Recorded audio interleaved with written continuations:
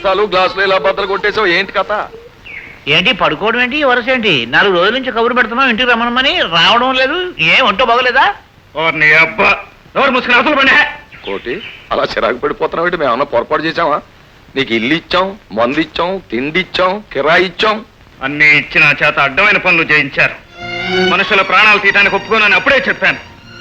అందుకే మిలిటరీ వాడిని కొట్టి మీకు అప్పగించాను. కానీ మీరు వాడి నిండు ప్రాణాన్ని నిలువునా తీశారు. ప్రాణం తీయాలని మేము మాత్రం అనుకున్నావా? ఆ ఫోటోలు ఏమన్నా మంకుపట్టి పట్టాడు. ఎలాగో నువ్వు 4 కొట్టావు కదా అని మేము 4 ఇచ్చాం. దాంతో సచ్చి ఊరుకున్నాడు. క్వశ్చనే ఉంది, ఆర్గ్యుమెంటే ఉంది. వాడికి ఆయుష్ అంతవరకే ఉంది, అయిపోయాడు. ఆ మనిషిని చంపి మీరు ఎన్ని గుండెలు బద్దలు చేశారో తెలుసా? ఓ కన్న తల్లికి, ఓ చిన్న చెల్లికి కన్నీరు తప్ప వేరే దారి లేకుండా చేశారు.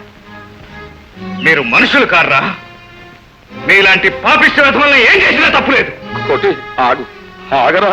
అక్కడికి ఇద్దరాన్ని చంపేసినట్టు మాట్లాడతావేంటి? నువ్వు మాత్రం కారణం కాదా? అసలు నువ్వు వాడిని తీసుకొచ్చి అప్పచెప్పకపోతే అది సచ్చేవాడే కాదు. ఇది అందరూ కలిసి చేసిన ఘనకార్యమే, ఆర్గ్యుమెంట్ ఏం లేదు. ఇలాంటి మనలో మనం దాచేసుకోవాలి తప్ప ఈ తగులు పడి ఈదులు పడకూడదు. తల్లి చెల్లి కన్నీళ్ళు అనవు బాగానే. మరి నువ్వు ఇంతకు ముందు కాళ్ళు చేతులు విరిచేసిన వాళ్ళ తల్లి చెల్లి అడవలేదా? క్వశ్చనే ఉంది, ఏడ్చే ఉంటారు. అవ్వండి, నన్ను అనవసరంగా రెచ్చగొట్టకండి. వెళ్ళండి అవతలకి, వెళ్ళండి. బావా క్వశ్చన్ లేదు బావా, ఈళ్ళో ఏదో పెద్ద మార్పు వచ్చింది. ఏమీ లేదు, 2 రోజులు టైం ఇస్తే మళ్ళీ ఆ రౌడీ గుండెకాయ రౌడీ కళ్ళు వచ్చేస్తాయి. ఆర్గ్యుమెంటే లేదు, రాపో. సరే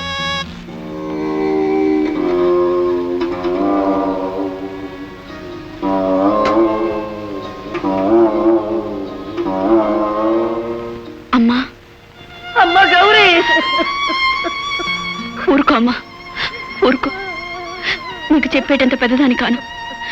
నువ్వే ఇలా ఏడుస్తుంటే లక్ష్మి నేను ఏమైపోవాలి?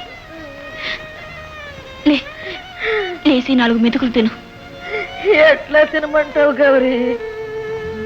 చెట్టంత కొడుకే పోయిన తర్వాత నాకింకా ఆకలి ఎక్కడ తప్ప నేనెవరి కోసం తిని బతకాలమ్మా?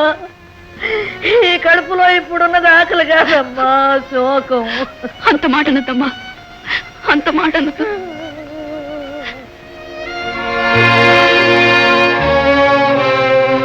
లక్ష్మి లే.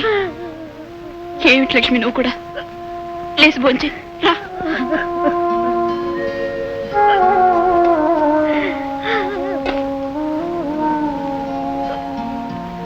అమ్మా, చిన్న పిల్లవి కడుపుకోతంటే ఏమిటో నీకేం తెలుసమ్మా? పేగు తెంచుకుని పుట్టిన బిడ్డ పెరిగి పెద్దవాడై ఈ చివరి వయసులో అండగా ఉంటాడని, చనిపోతే తల కొరివి పెడతాడని ఆశపడుతుంది ఏ అమ్మైనా. అలాంటి కొడుకు అన్ని బంధాలు తెంచుకుని వెళ్ళిపోతే ఏ తల్లి తట్టుకోగలదమ్మా? ప్రాణాన్ని తీసిన పాపిష్టి వెధవకేం తెలుసు? నా బిడ్డ పోయాక నా బ్రతుకు ఎంత చీకటైపోయిందో వాడికేం తెలుసమ్మా? వాడికేం తెలుసు? తెల్లారేసరికి అమ్మా నువ్వేం కష్టపడద్దు, నేనున్నాను గాని చెరువుకెళ్ళి నీళ్లు తెచ్చేవాడు మగవాడివి. నీకెందుకు నాయనా ఈ పనులంటే నవ్వేవాడు. ఎంత పెద్దవాడినైనా నీ బిడ్డనే కదమ్మా అనేవాడు.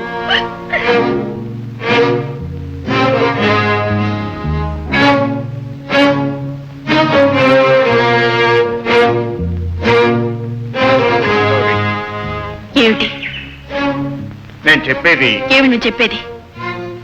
ఇంకా ఎవరిని చంపాలనుకుంటున్నావో చెప్తావా? ఎలా చంపాలనుకుంటున్నావో చెప్తావా? లేక నీ ఊసురు తగిలి ఊరంతా ఏడుస్తుంటే అది నాకు ఆనందంగా ఉందని చెప్తావా? ఏం చెప్తావు?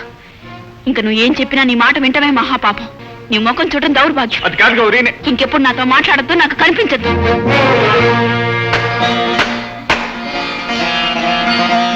అమ్మా గంగాళమ్మ తల్లి, ఈ ఊరికి పట్టిన పీడని, మా బ్రతుకులకు పట్టిన శనిని ఎట్టాగైనా వదిలించు తల్లి.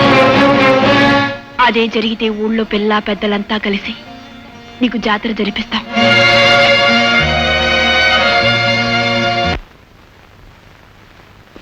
ఆగు. నా గడపలో కాలు పెట్టే అర్హత నీకు లేదు.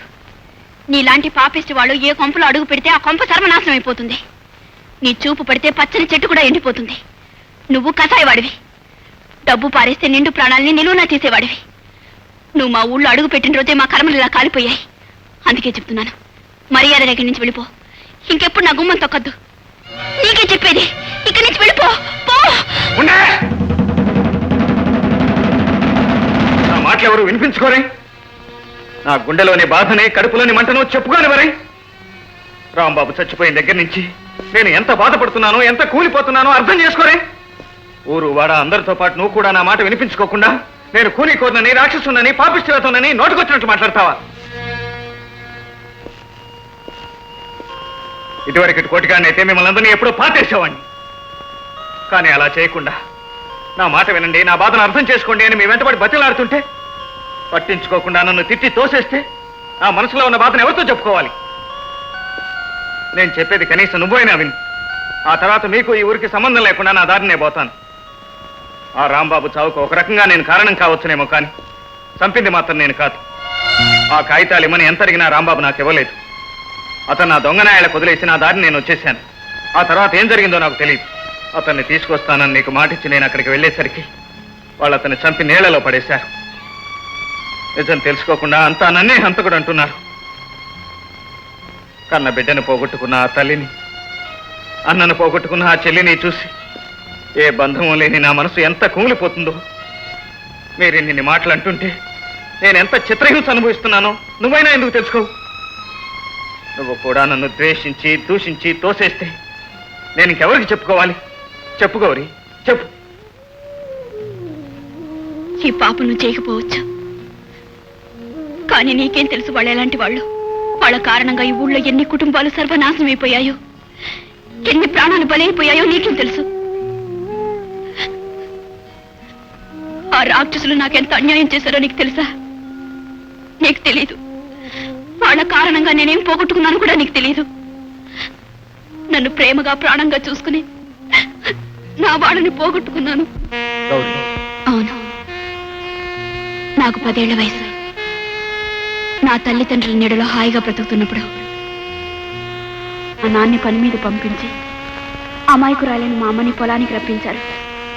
ఆమె శీలాన్ని దోచుకుని ఆమె జీవితాన్ని నాశనం చేయాలనుకున్నారు. వాళ్ళు కుట్ర గ్రహించిన మా నాన్న అమ్మని రక్షించడానికి వెళ్ళగా అడ్డుపడిన మా నాన్నని దారుణంగా పొడిచి చంపేశారు. దారి లేని మా అమ్మ పవిత్రంగా మరణించడమే మంచిదనుకుంది. పసిదాన్నైనా నన్ను అనాథను చేసి ఆ పాపిష్టి వాళ్ళ చేతిలో చిక్కకుండా నూతిలో దూకి ప్రాణం తీసుకుంది.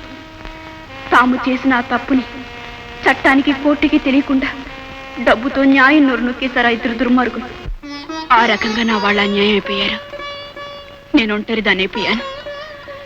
ఏ దిక్కులేని నన్ను పార్వతమ్మ గారు చేరదీసి తన కూతురులా ఆదరించారు. ఇప్పుడు అర్థమైందా? వాళ్ళ మాటలకి నువ్వు తల వంచి తప్పులు, నేరాలు చేస్తుంటే ఎందుకు తట్టుకోలేకపోతున్నాను. ఇప్పుడు తెలిసిందా? పావు లాంటి వాళ్ళకి నువ్వు అండగా నిలబడి పాపాలు చేస్తుంటే ఎందుకు కోపడుతున్నాను. నువ్వు మంచివాడివని, మనసున్నవాడివని లక్ష్మిని కాపాడినప్పుడు అర్థం చేసుకున్నాను. నేను మార్చుకోగలిగితే మా లాంటి చిన్నవాళ్ళకి పెద్దవాళ్ళ వల్ల జరిగే అన్యాయాన్ని ఆపుతావని ఆశపడ్డాను. నువ్వు మారి గొప్ప శక్తివే, మాకంతా అండగా నిలబడతావని తాపత్రపడ్డాను. కానీ నువ్వు వాళ్ళు ఇచ్చే పాపిష్టి డబ్బుతో వాళ్ళ చేయమన్న ఘోరాలను చేస్తున్నావు. అటువంటప్పుడు అందరూ నిన్ను తప్పుగా అనుకోవటంలో తప్పేమి లేదులే. గౌరీ, ప్రమాణం చేసి చెప్తున్నాను, ఈ క్షణం నుంచి ఆ దుర్మార్గులకు ఎదురు నిలుస్తాను.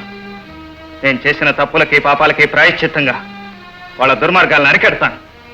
అప్పటిదాకా ఈ గడప తొక్కను నీ కంటికి కనిపించదు.